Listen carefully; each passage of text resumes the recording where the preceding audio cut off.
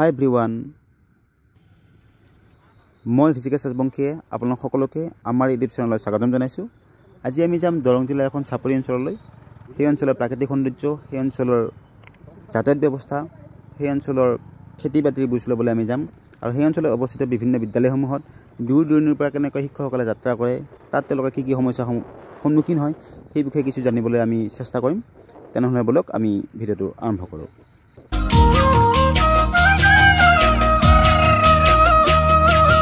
জান মনি তুমি মৰমৰ জান মনি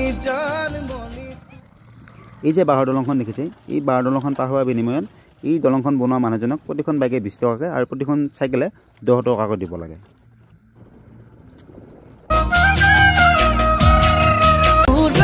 ঘূৰাই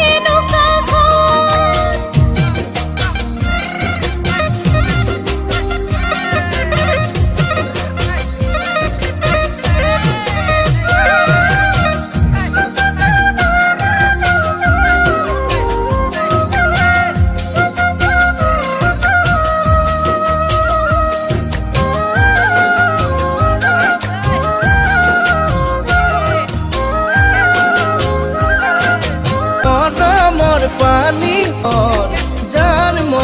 জান মনি তুমি বহাগৰ ও জান মনি কছে মনে খলালে পাত ফুলি। গৈ সন্মুখত এটি নদী আছে আৰু সেই নদীখন পাৰ হ'বৰ কাৰণে নাওৰ ব্যৱস্থাও আছে আৰু সেই নাওখনত পাৰ হ'বৰ কাৰণে প্ৰতিজন ব্যক্তিয়ে 20 টকাকৈ দিব লাগে। কিন্তু পৰিতাপৰ বিষয়ে এইটোৱে যে এই নাওখন কিছুদিন পিছত নোহোৱা হ'ব আৰু নোহোৱা হ'লে তেতিয়া এই নদীটো নামি পাৰ হ'ব লাগিব, নামিয়ে অহা যোৱা কৰিব লাগিব। যিমান ঠাণ্ডা হ'লেও যি হ'লেও এই নদীটো আমি নামিয়ে পাৰ হ'ব লাগিব।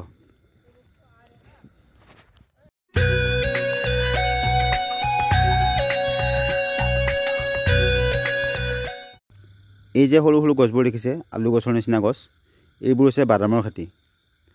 এই চাপৰি বালিৰ মাজত এই বাদামৰ খেতি কৰা হয়।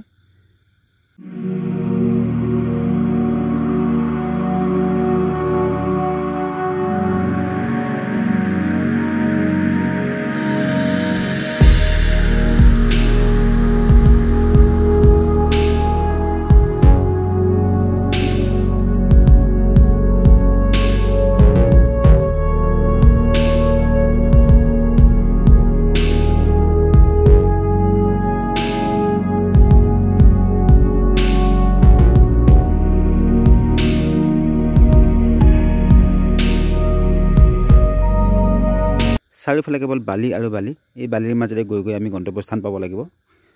এই যে বালিৰ ওপৰত আমি খোজকাঢ়ি আছোঁ, এইটো আচলতে এটা বৃহৎ নদী। এই নদীটো শুকাই এতিয়া বালি হৈছে আৰু যেতিয়া বাৰিষা হ'ব এইটো এটা সাংঘাতিক ডাঙৰ নদী হ'ব, যিটো দেখিলে আপোনালোকে ভয় খাব যে কেনেকৈ পাৰ হ'ম এইটো। কিন্তু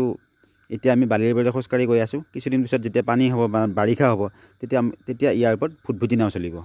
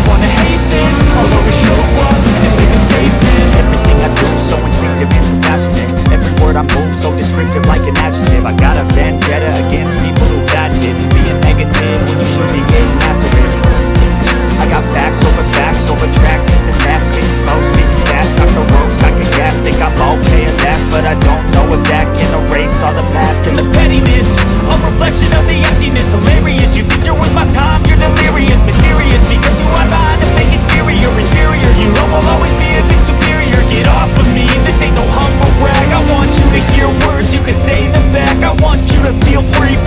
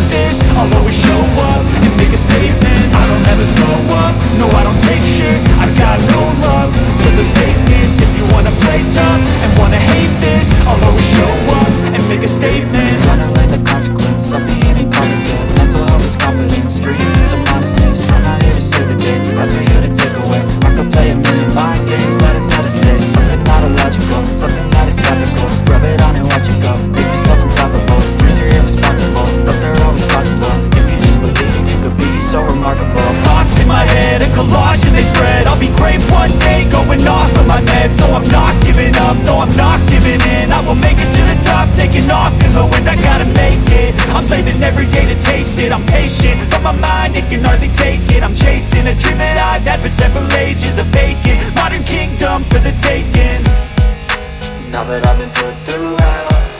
I never পাঠদান চলি থাকে যথেষ্ট কষ্ট কৰি শিক্ষকসকলে পঢ়ায় ইয়াৰ বিদ্যালয়ৰ নিৰ্মাণ অৱস্থাত থকা বাউণ্ডেৰী ৱাল এই লকডাউনৰ পিছত 10 মাহৰ মূৰত এতিয়া কৈছিলোঁ আহিব আৰম্ভ কৰিছে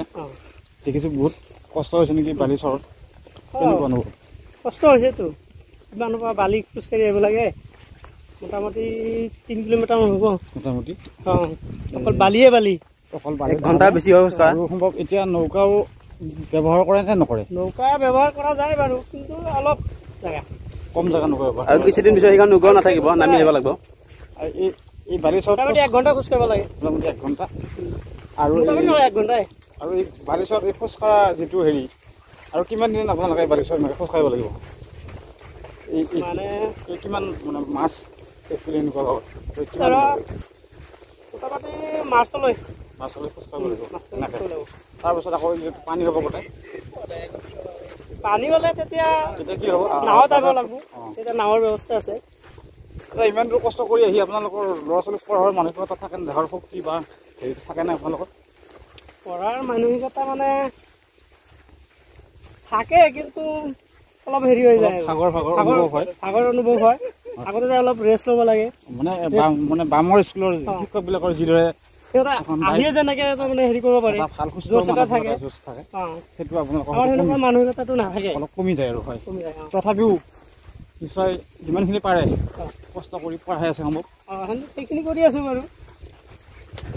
যিহেতু শিক্ষক ভিত্তি চ'ত থাকিলেও কামে যিহেতু শিকোৱা হয় হয় ঠিকে আছে বাৰু জানমণি তুমি বহাগৰ জানমণি তুমি মৰমৰ জানমণি তুমি বহাগৰ ও জানমণি গছে এয়া চাওক এয়া হৈছে মটৰৰ খেতি ইমান ধুনীয়া খেতি হয় সম্পূৰ্ণ বালিৰে আৱৰা এটা মৰুভূমি সদৃশ পৰিৱেশ এই চাপৰি অঞ্চল সম্পূৰ্ণ মৰুভূমি সদৃশ পৰিৱেশ বাৰিষা সময়ত এটা মহাসাগৰ সদৃশ পৰিৱেশ আৰু খৰালি সময়ত মৰুভূমি সদৃশ পৰিৱেশ এই পৰিৱেশৰ মাজতে ইমান ধুনীয়া ধুনীয়া খেতি হয় এয়া মটৰৰ খেতি বিলাহী খেতি বাদাম খেতি মাকৈ খেতি আৰু বিভিন্ন ধৰণৰ খেতি ইয়াত কৰা হয় দেখি আপোনালোকে আচৰিত মানিব ভাবি আচৰিত লাগে যে সম্পূৰ্ণ বালিৰে আৱৰা ঠাইসমূহো তেওঁলোকে সেউজীয়া কৰি পেলায় সোণৰ চপৰা সোণৰ খনি থকাৰ নিচিনা হয় পৰিৱেশটো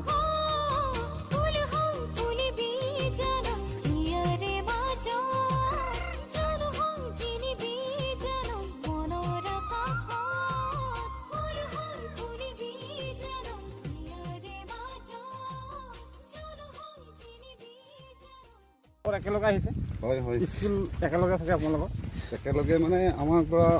300 মিটাৰ আমাৰ পৰা এখন আছে 300 মিটাৰ তাৰ পৰা আৰু 200 মিটাৰ মানে আৰু এখন আছে কেইখন আছে তিনিখন স্কুল আছে তিনিখন আছে আটাইকেইজনে এই ৰাস্তাৰে অহা যোৱা কৰে এই ৰাস্তাই আমাৰ এই ৰাস্তা হয় হয় বাকী কেইজনক মানে কাটি লোৱা দেখা নাই মানে ধেমালিতে ক'লো নাই মানে কি মোৰ গৰমটো অলপ বেছি এতিয়া মানে ঠাণ্ডাৰ দিনতে ইমান গৰমৰ দিনত কেনেকৈ আহিম ভাবি চাওকচোন বাৰু ইমান কষ্ট কৰি আহি পঢ়াৰ মানসিকতা কেনেকুৱা থাকে আপোনাৰ মানসিকতাটো আমাৰ পুৰা থাকেই পঢ়াম বুলিয়ে আহোঁ ন কিন্তু অহাৰ ফলত ইয়াতে যি দেখিছে না কমিউনিকেশ্যন ইমান বেয়া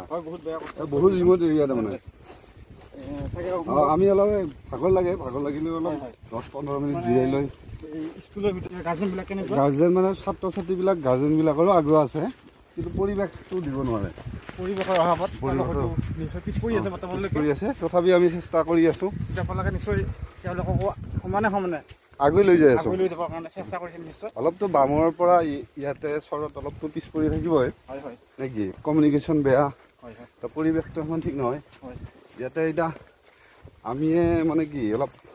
পৰিৱেশ শুধৰাবৰ কাৰণে চেষ্টা কৰি আছোঁ ঠিক আছে ইয়াত আৰু মোটামুটি আৰু কিমান বছৰ চৰকাৰী হিচাপত মোটামুটি 10 বছৰ থাকিব লাগিব বুলি কৈছে আপোনালোকৰ কিমান বছৰ হৈ গ'ল মোৰতো এতিয়া 3 বছৰ সমাপ্ত হ'ব মানে আৰু 7 বছৰ এনেকৈ নিশ্চয় কৰিব লাগিব ইয়াতে লেংগুৱেজ প্ৰব্লেম আছে নহয় লেংগুৱেজ প্ৰব্লেমটো বহুত লেংগুৱেজ প্ৰব্লেম এতিয়া আমি অসমীয়া আহিছে অসমীয়া মিডিয়ামৰ স্কুল তেওঁলোকে কয় যিটো ভাষাত তেওঁলোকৰ মালি বঙালীও নহয় ঠিক সেইকাৰণে সৰু সৰু ল'ৰা ছোৱালীবিলাক মানে শিকোৱাত অসুবিধা হয় অসুবিধা হয়। হ'লেও আপোনালোকে তেওঁলোকক আমাৰ মাতৃভাষাটো শিকাবৰ কাৰণে নিশ্চয় যত্ন আছে। অঁ, তেওঁলোকৰ মাতৃভাষা মানে কি মান্য ভাষাৰ লগতে অসমীয়া ভাষাও লগ কৰি সহযোগ কৰি এনেকৈ বৰ হয়।